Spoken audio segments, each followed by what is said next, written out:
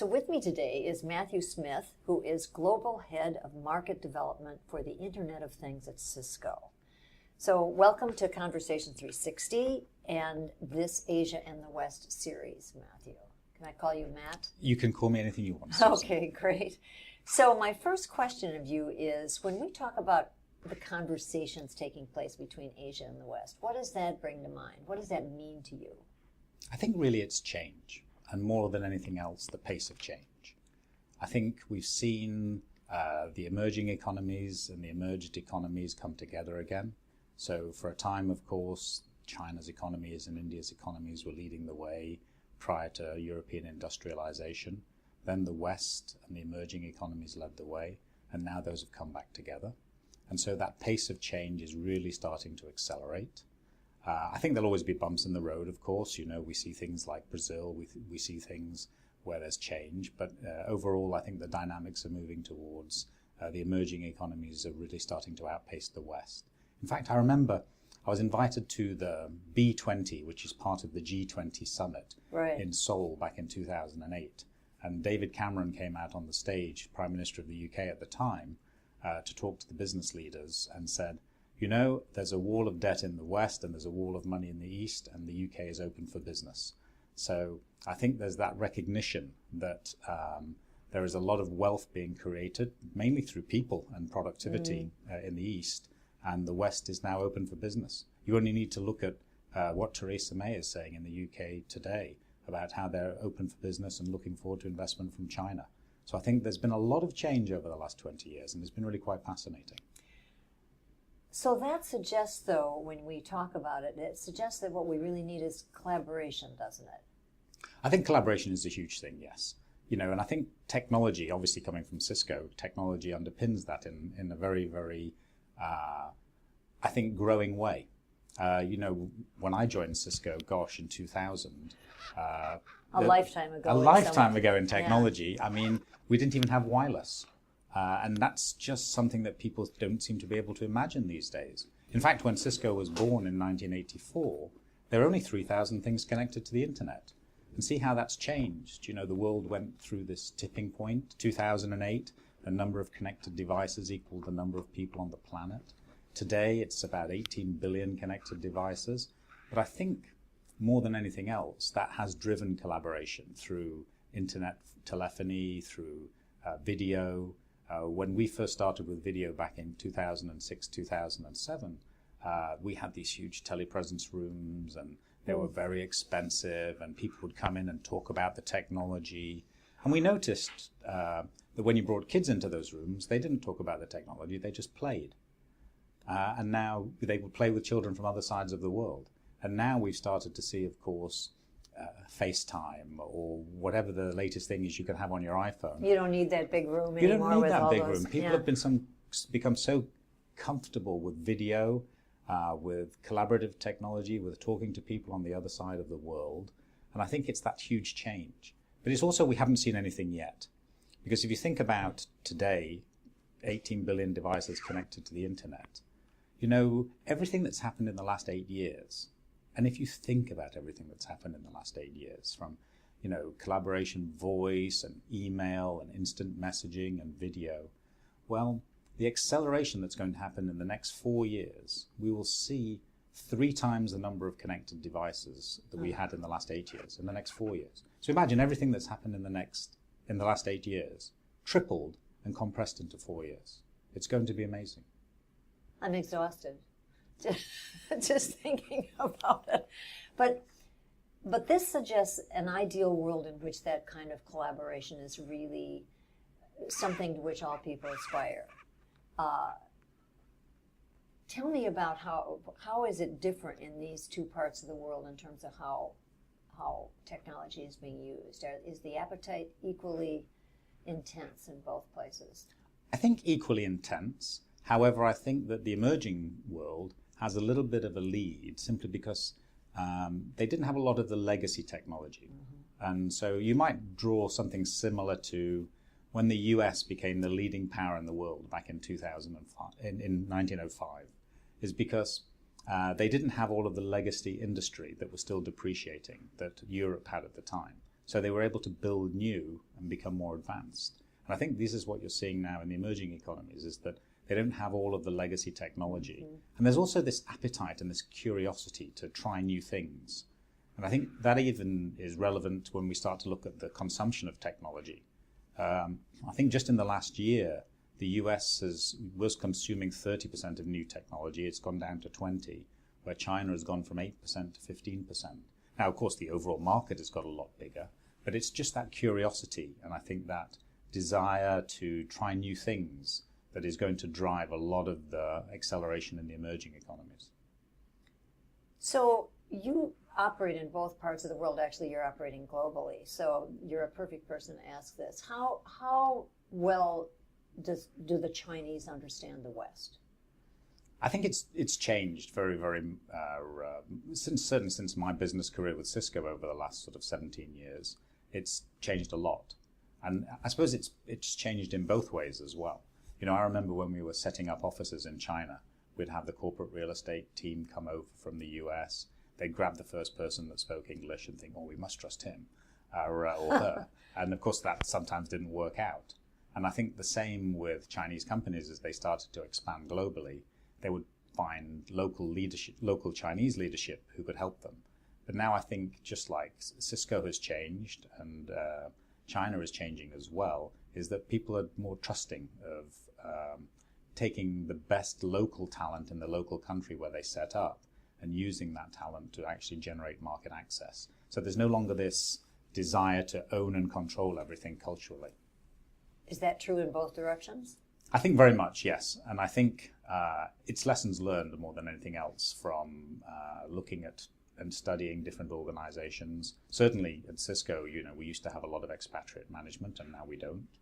And I think a lot of the mainland Chinese companies, they're expanding very, very quickly. And they're also relying a lot on local management as well in the countries that they work in. That's a big change. The whole expat concept is really anachronistic, I suppose, in some ways. Certainly, yeah. I think it is because, and I think it's mainly the collaborative technologies that are starting to drive that.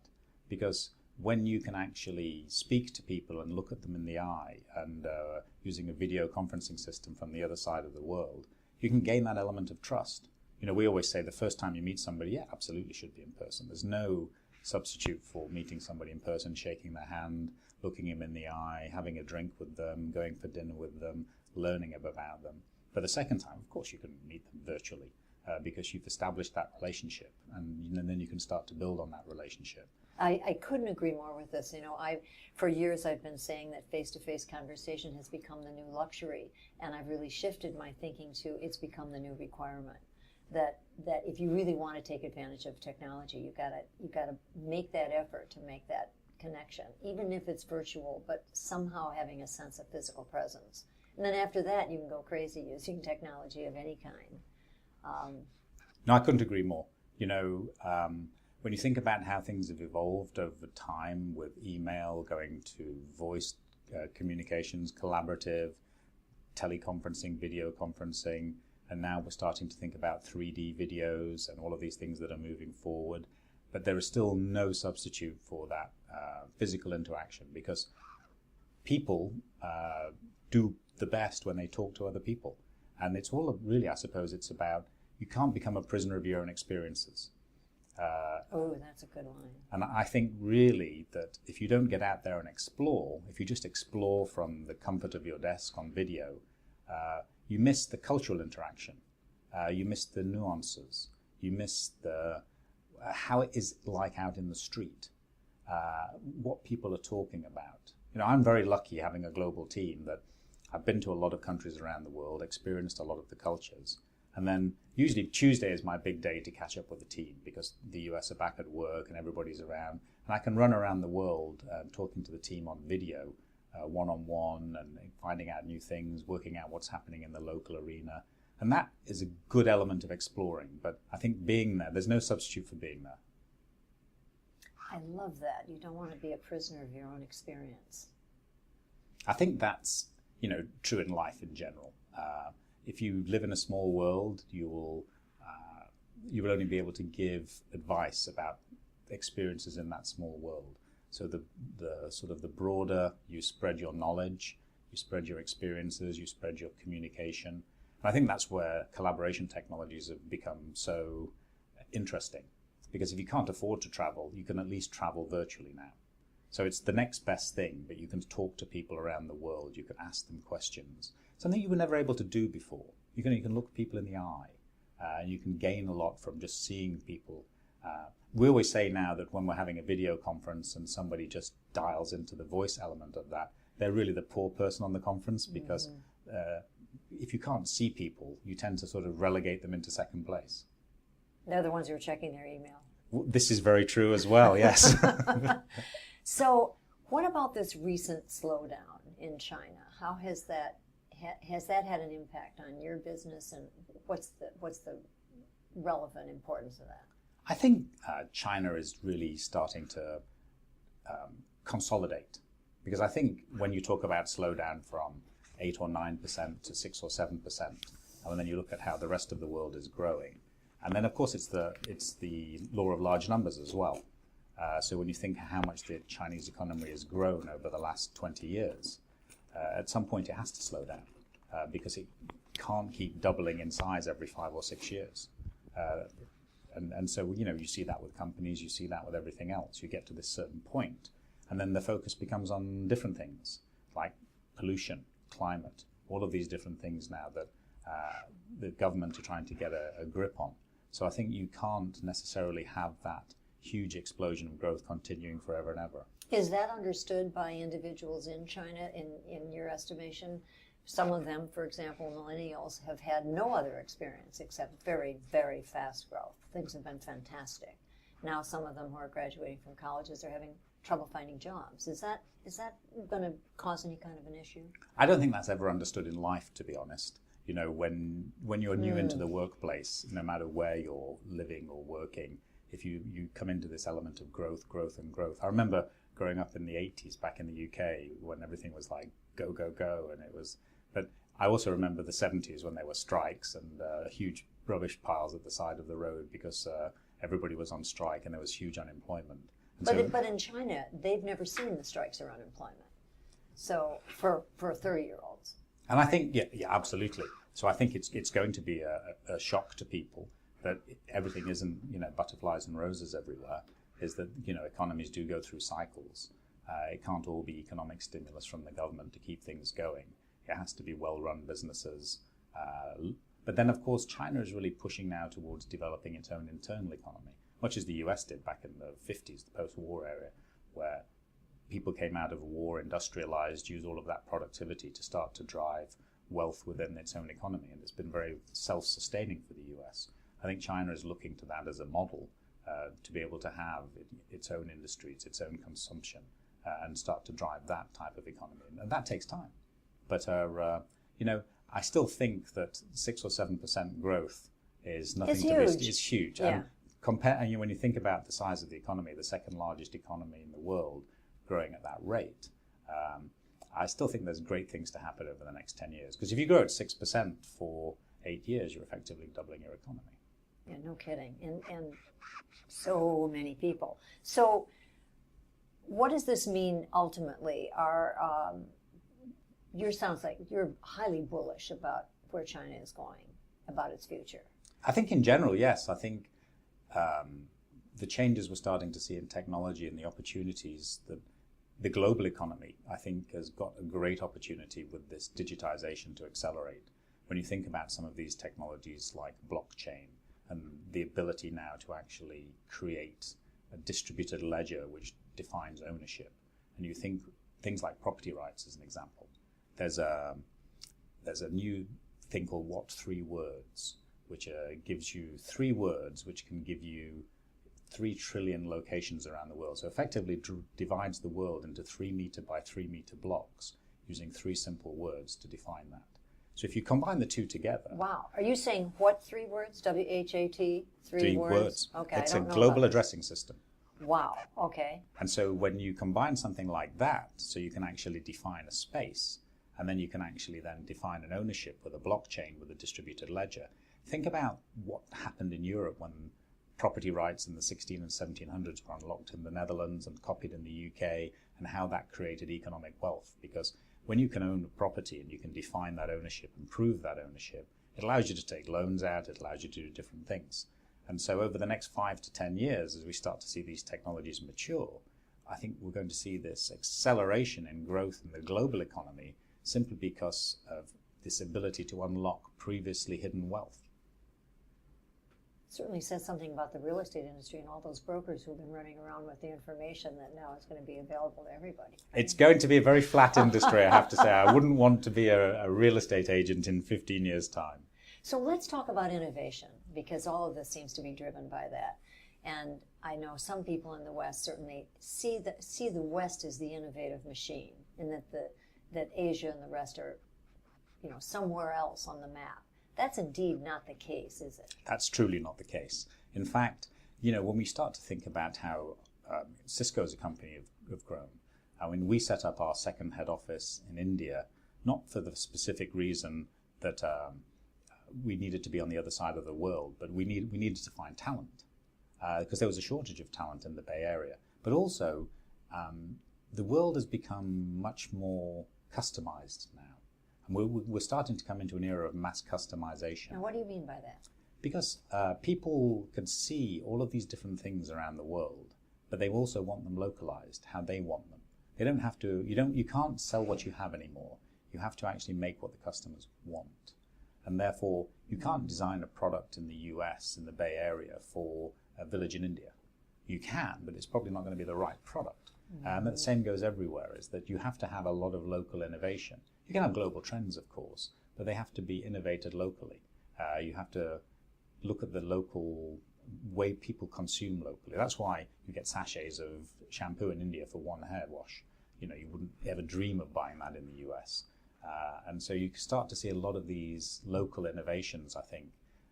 And that's driven by people who start to look at technology and how it can be employed in their local communities. It's how we work with cities as well. So when we go to a city, we can bring in technology such as wireless and low-powered Wi-Fi networks. But then we start to have to think about how we would set up innovation centers locally, how we would partner with local universities. Because we can't come in and define a city's problem as being a blanket problem across the world. Of course, you have traffic and you have pollution and all of those other things. But every city has its own character, and every country has its own character. And so you'll have to innovate locally to actually meet the needs of that character. So thinking again of China, it appeared for a while at least that people would say, well, they have an educational system that's based on rote learning, that doesn't foster innovation, but hello, they seem to be highly innovative. So was that just a ruse? I mean, that really turned out not to be true. Where is all this innovation coming from in China, for example? We do quite a lot of work with universities in China. In fact, we just recently had a hackathon with AIA. AIA, the largest insurance company in Asia, I think second largest in the world by market cap. And we actually had a contest with them. We invited universities from China. Hong Kong University of Science and Technology hosted it. And it was on aging population. Because obviously that's going to be a huge issue, specifically for North Asia, just because of the volumes of people. And the one-child rule, which made things really difficult, yeah. And so now, of course, we find young people solving for older people's problems. And some of the ideas that came out of these universities were amazing. And these weren't necessarily the first-tier universities. These were universities from all around China that participated in this. And I suppose it was also very telling that it's the way people look for talent these days as well. I think it was a couple of years ago now that L'Oreal, the cosmetics / I suppose you would call them almost a chemical company, for want of a better word. But they were looking for talent in China, and instead of just doing the usual thing, which happens all over the world, is where you just go to the best universities and hire the people with the best grades, they actually had an app for people to apply. And then they used data analytics on that app to see the types of character that were applying. You just had to answer these questions. You didn't have to send in your resume. And they wanted disruptive personalities who thought differently. And they ended up hiring their person, I think a young Chinese girl from a second-tier university who they'd never have found. And so technology has flattened also that recruiting arena at the same time. That's so interesting, because I remember a long time ago, someone that I thought was pretty smart talking about recruiting and saying hire for ambition, train for skill. You know, find the people who are really hungry, who have an appetite, who are smart, and then train them into how to do whatever it is you're going to do, because it's going to change anyway. I couldn't be a bigger supporter of that idea. Simply, my hiring criteria when I hire people into Cisco is they have to be bright and they have to be keen and aggressive. Not aggressive in a horrible way, but aggressive to get things done, aggressive to drive change, to run around and to learn new things. Because even technology changes every 12 to 18 months these days. So hiring people for what they knew is great, but there's that tendency to say, well, this is the ideal person for the job, they've done all of these things before, but what difference are they going to bring? What disruption are they going to bring? Mm-hmm. So sometimes injecting people into your organization who don't necessarily have the skill sets you want, but who are highly intelligent, have that mode in their mind to explore. And I think that's probably the most important thing, to explore new things, to meet new people, to stick their hand out and say, this is me, I don't know what I'm doing, but please, tell me what you're doing, and start to generate new ideas and generate new thinking. That type of disruption, I think, is going to be essential for business as we move forward. So maybe it's shifted slightly to hire for disruption and train for skill. Do you find that there is that same kind of appetite in young people, young recruitees in the West? I think so. I think, I've just hired a couple of business analysts straight out of university in the US. And amazing the type of, aggressive, fast-paced thought process, who obviously very book smart and not particularly street smart, but they learn very, very quickly and want to change in different ways. But I also think it's a balance. You can't suddenly say, well, let's throw out everybody in the later stages of their career and hire bunches of young people. You have to have this balance across the organization, because you need a little experience, need a little wisdom. Sometimes when you go in and talk to customers about changing their business, they want somebody with a little bit of grey hair who's actually seen some of these economic cycles, as you mentioned, who's actually seen problems in economies, who's seen problems in companies, and then can actually speak from a much broader range. And has also seen lots of things around the world at the same time, has experiences of different cultures. Now, of course, you need the early in career people to get that experience. And so I think it's very important to, as soon as you bring these people in, is rotate them around organizations and rotate them around countries as quickly as possible. Geographically as well, yeah. To make, because they're sponges and they absorb all of this information, and then they come back thinking about it in a different way than you would. And I think those are the insights that I really want out of the early in career people, is that to give them a lot of experience and a lot of exposure, and then to see how they bring output from that because of how they were brought up in a different digital environment. So your global perspective is fascinating, because it really clearly drives everything you bring into your conversation. And it's important, certainly with this second largest economy, potentially the greatest economy, China, to look back. It's clear you're optimistic. Where will the challenges be? What are the things that could mess this up in the case of China specifically? I think China pollution is a big challenge, simply because it's very difficult to recruit people to work in extremely polluted cities. I mean, you think about the UK, the Great Smog of 1952 in December, 12,000 people died in 3 days, 100,000 people hospitalized. If you get those types of weather conditions and the smog in some of these Chinese cities, you could get environmental disasters. So I think that is something that the Chinese government is striving to change. Hence the drive for electric cars, electrification, all of these different things. Because in any emerging economy, of course, to grow fast, you have to drive hard. And that means you're going to have to burn a lot of fuel, burn a lot of coal. And I think there has to be a change in that. Otherwise, people simply will choose not to work in those cities. Or you will get long-term health problems, which will be a huge drain on the economy. Well, in fact, Beijing, where it seems to be really so serious, that's where the heads of government live and work, right? So what other problems? I think it's just a problem like anything else of scale in China, because it's such a large country with so many people. Similar to India, of course, it's it's difficult to centrally control those types of things. Because I believe that China has amazing laws, but then of course interpretation is done locally, and so I think more consistency in interpretation of law, enforcement on any level. Yeah, but again, there are. I remember we used to look at things like anti-counterfeit in China, and we'd be jumping up and down that some of our products have been counterfeited, and the police would be there, but then they would run to a different area because people were counterfeiting milk powder. And babies were dying, and you've got to look at the priorities of a government is that you're going to put human life before some of these things, and so it's a very, very big country, and just like any big country has big problems. Has that whole intellectual property fear been reduced somewhat because the Chinese are patenting their own stuff I think now? very much so. Yeah. Yes, very much so. It's I think from the perspective of, the law has always been great, and the enforcement has improved, and it's just been a matter of coming to terms with everything else. I don't think there's ever been any lack of desire on the government side to enforce intellectual property laws, but it would be. But now, of course, it's the volume of the problems that used to be have certainly decreased. That's so interesting because it was only just a few years ago that companies would complain to me about that being such a huge issue there. Yeah, I don't deal with that as much as I used to. I used to look at brand protection from Cisco's perspective back in the sort of early 2000s. And then, of course, there were lots of problems globally then. Yeah. But now, of course, things have quietened down a little bit. So I think, I think a lot of it is due to enforcement, but enforcement more than anything else, and collaboration.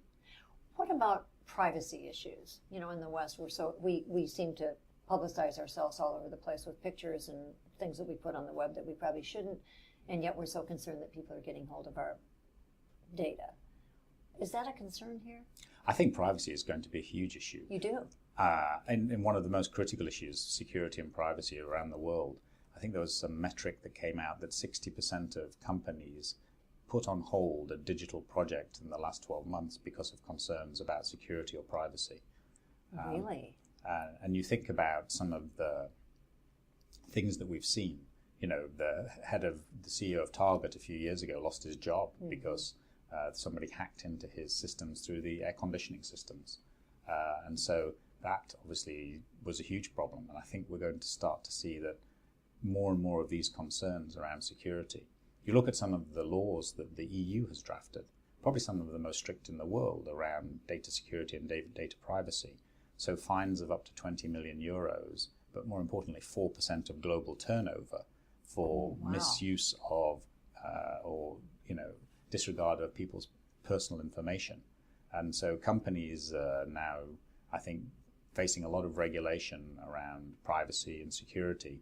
And I think, again, this has got to be a major focus. It's a board-level discussion now in all companies. So that suggests that it's actually at the board level, as you say, but there are some places where individuals may for the first time start thinking about their own privacy that hadn't even thought about it before because they were pretty used to having a big brother watching them in some way. Well, it's interesting because I think people of certainly my age have a lot more concerns about what they throw out there than people who of the millennial generation. But I think there's just a different viewpoint because it's almost like sharing your location when you turn on your phone. If it's going to give me something more than I'm giving away, then I'm going to do it. It's transactional. It's very transactional. Yeah. I think that's going to be really what privacy is in the future. It's going to be very transactional. I'm prepared to give up a certain amount of my privacy in order to get better services, in order to get better things that are tailored towards me. However, I'm going to be very upset if that balance and the pendulum swings the other way.